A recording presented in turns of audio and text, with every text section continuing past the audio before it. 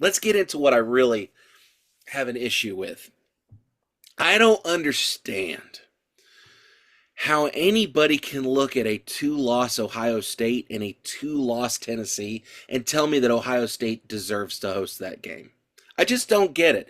When you look at the losses that these two teams have, Tennessee lost to Georgia. Okay, they're number two in the number two in the nation. They just won the SEC. They're there. Okay, fine. And then we had a really bad loss, not super bad, but a pretty rough loss to Arkansas, And that was on the road too, right? and that was on the road, and they were doing, Arkansas was looking like they had just turned a corner, so it looked really good. It wasn't the worst loss in the world, is what I'm trying to say.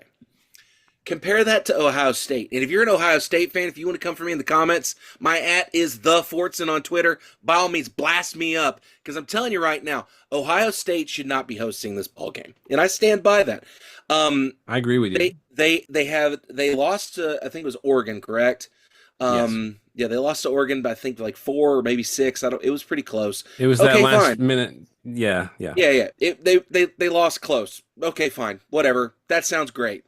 Kudos to Oregon. Let's move on. But then you lose at home to a mid-tier Michigan team when you were supposed to nuke them by 3 scores. Yeah. I don't get it. But here's the thing. And commit assault and battery. Well, we won't get into Yeah. all that. Yeah. Columbus finest with their mace attack. Here's the thing though.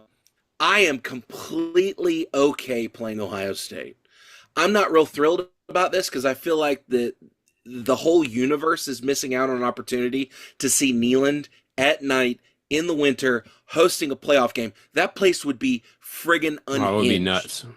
Like, Yeah. Neyland at night's already kind of a different animal, but this place for a playoff game? Are you serious? I feel like they took away something. Playoffs. I feel like they took away something that would have been really magical, and it got taken away. And because of branding, I said what I said. I had 10 toes in when I said it. I think Ohio State got the benefit of the doubt here because they're a blue blood. I think that's what it was. But here's the thing. Here's why I'm okay playing Ohio State, and we'll get into a little bit more of this a little bit later when we start talking about these games in detail. Ohio State is 2-13 versus the SEC in its history. 2-13 in its history.